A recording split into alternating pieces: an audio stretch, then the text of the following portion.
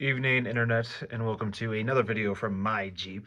This one's a bit weird because we are just talking to a camera here, but hear me out. We are going to discuss something that I have personally wanted information on, and not only do I hope to give information, I hope to hopefully receive some too, potentially from people who know more about this than I do. But essentially, here's the deal. Over the last 2 months, I've been bought two cars off CoPart and have attempted to part them out in the sake of making money off them. I'm very fortunate to have a full-time job where I make enough money to sustain myself, but of course, who doesn't want to make a little additional money? And as an auto enthusiast, what better way to play with cars than to make money while doing so? So I'm going to lay it out on the line and very simply tell you what we did here and give you the P&L, show you the numbers, and go over what was successful, what hasn't worked, what has worked, where we're at. I can't say we're successful yet per se, but at least kind of give you the groundwork of at least where I have approached this from and where we've gotten to with what I've done. And once again, if you have something better to say or better ideas or hopefully more success through your better ideas, you can inform me, but I'm gonna tell you where I'm at for people who are thinking about doing this. So number one, um, we're buying these cars off Copart. I'm not a dealership in any way. I don't have a dealer license. These vehicles I've bought off Copart are advertised as running and driving. You'd think I'd know where to go and inspect them before I do so. I have never done that with Copart. I just buy them sight unseen with some optimism. And I've learned a couple things that seem to have made sense in this process. So, to begin, starting in early November of 2023, we purchased the first vehicle. This was a 2006 Infiniti G35X. Car had 133,000 miles on it, running and driving, all-wheel drive vehicle. I live someplace where it snows. All-wheel drive vehicles are quite popular. I was hoping to cash in on some of that, and I figured the G35 would have a pretty good cult following.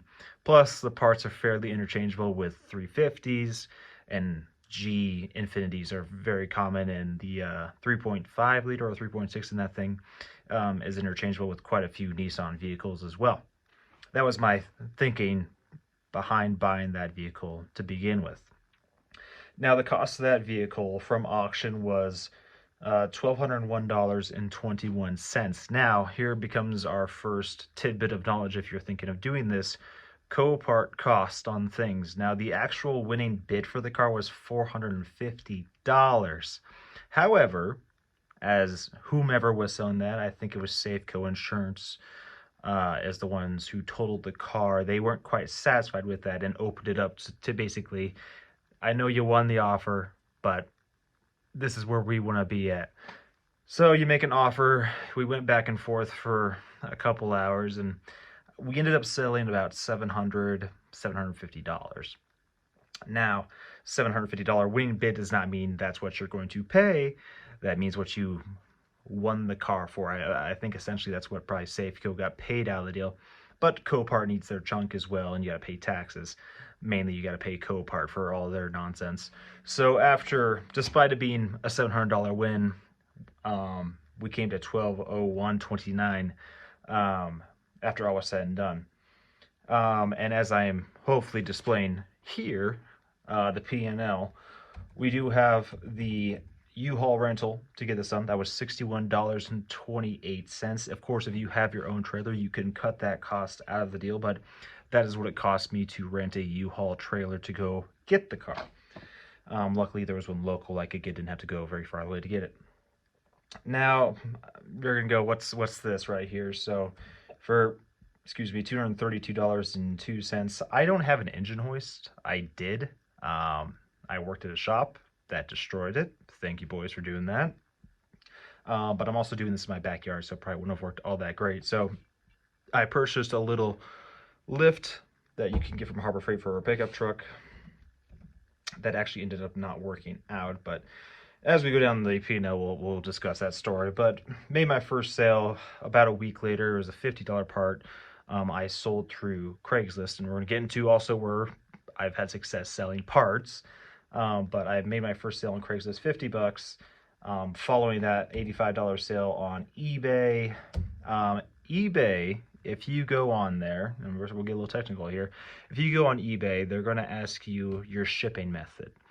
Now, for you and I, if you're just trying to figure this out for yourself, local pickup is your best bet because you don't need to worry about figuring out what it's going to cost to ship something, especially if it's heavy. Motors, transmissions, differentials, wheels, stuff like that are going to be very difficult to ship.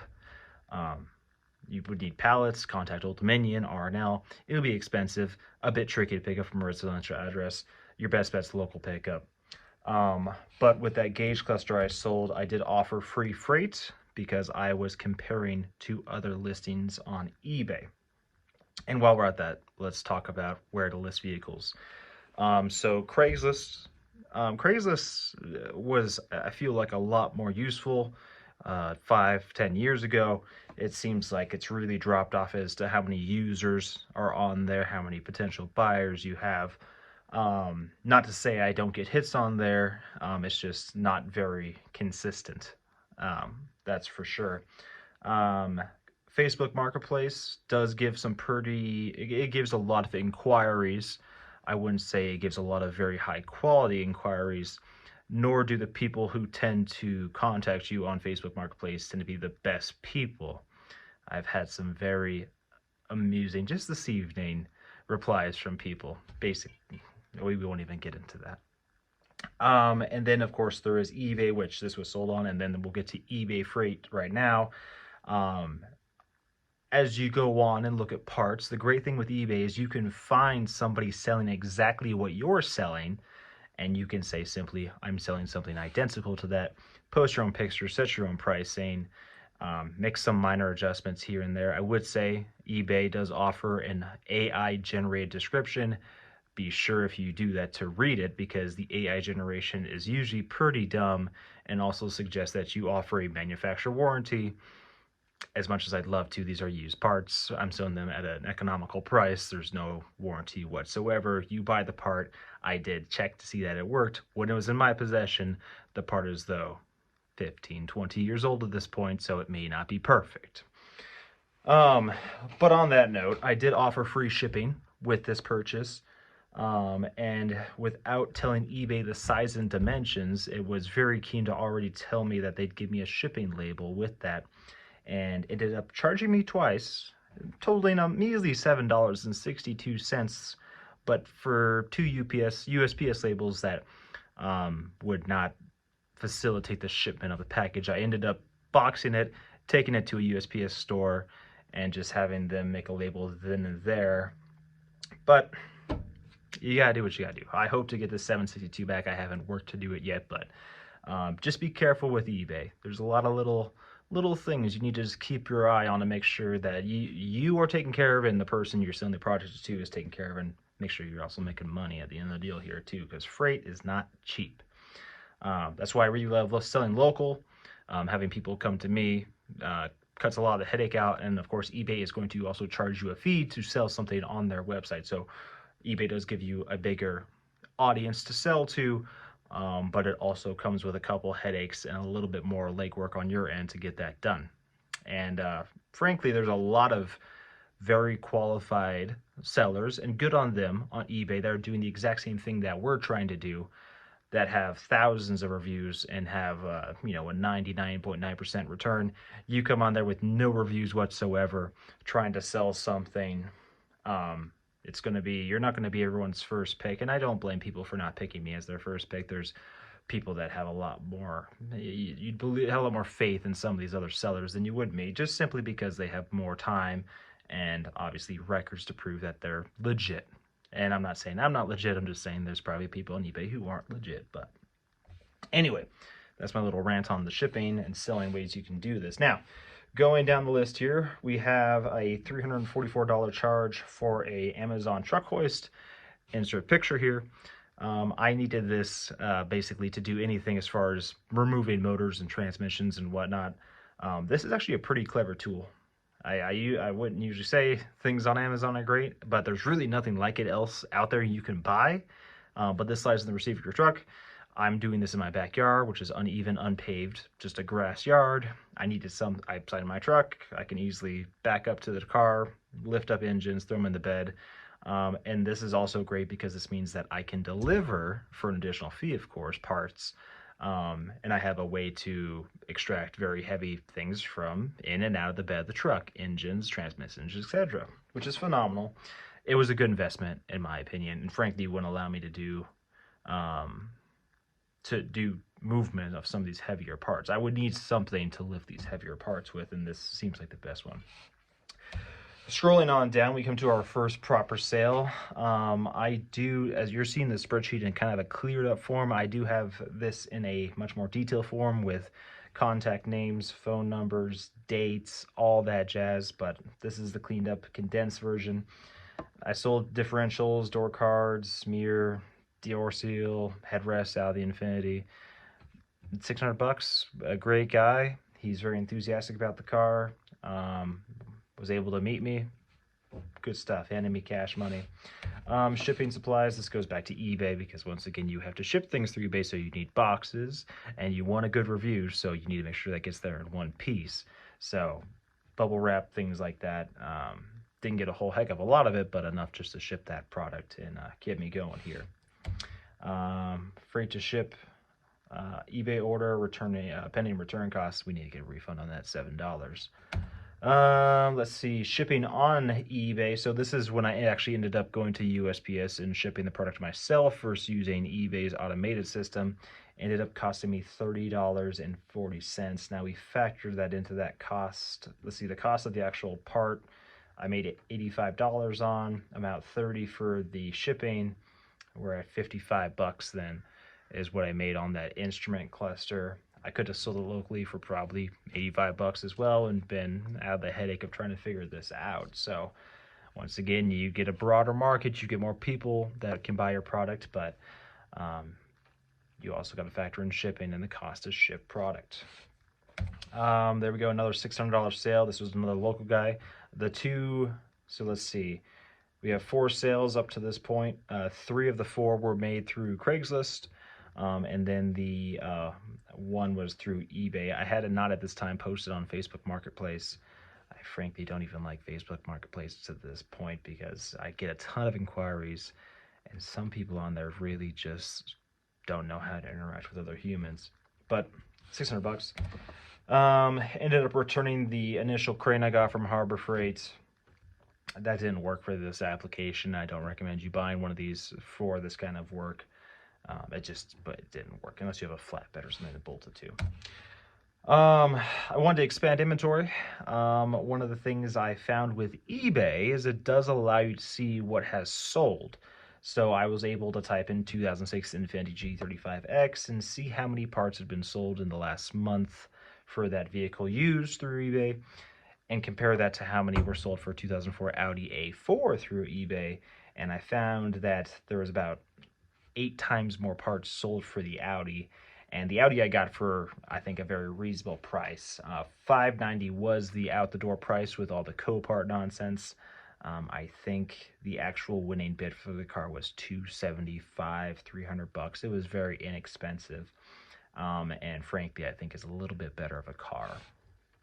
Once again, we have a $61.28 charge for a U-Haul rental. I don't own a trailer. I don't know what to tell you. I'd love to, but we ain't making that much money yet. And then we had our first sale for the Audi parts. Took about a week to get the first sale for both of these guys. This ended up being a father who his son owned the car and it was damaged and my computer just died, so this will be a little bit trickier. Luckily, I can remember the rest off the top of my head. But sold those parts. Another this was through Facebook that I was able to find this gentleman, and he found me, and easy peasy, met up, cash in hand, gave him what he needed. It was a headlight, a hood, and the front headlight, hood, front bumper. Yeah, that was it, and it was $250. I mean, we bought the car for $590. We already made a sale for $250. We're doing pretty good there. And then almost, it was the next day, I was able to sell the interior pieces for the Infiniti, as well as the rear trunk lid and tail lights to a gentleman. Another local delivery, another Facebook customer, $250 cash in hand as well.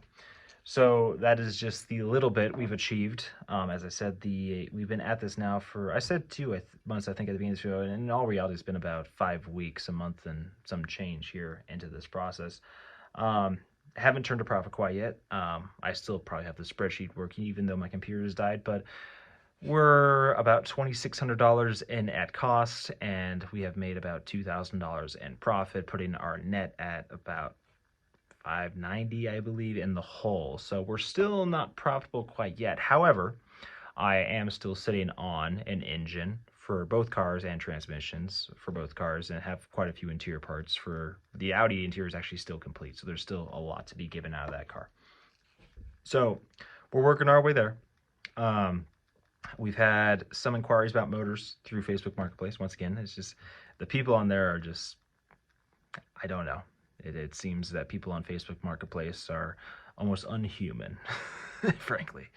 But we've had some inquiries on there. One thing that I did figure out is that Carfax, which is a service I thought you had to pay for regardless, you are able to go on there and utilize their service and see maintenance records and emission records. So I was able to say on the Infinity that it had emissions done within the last 7,000 miles, and it has a recorded service within the last 3,000 miles. And the Audi's even better. That car was very obviously driven back and forth between Boston and Colorado. Looks like a college kid probably owned it. Has put like 20,000 miles on the car in the last 12 months. Very heavily driven. Both these cars were very obviously damaged. We know why they were there. They were driven and then crashed.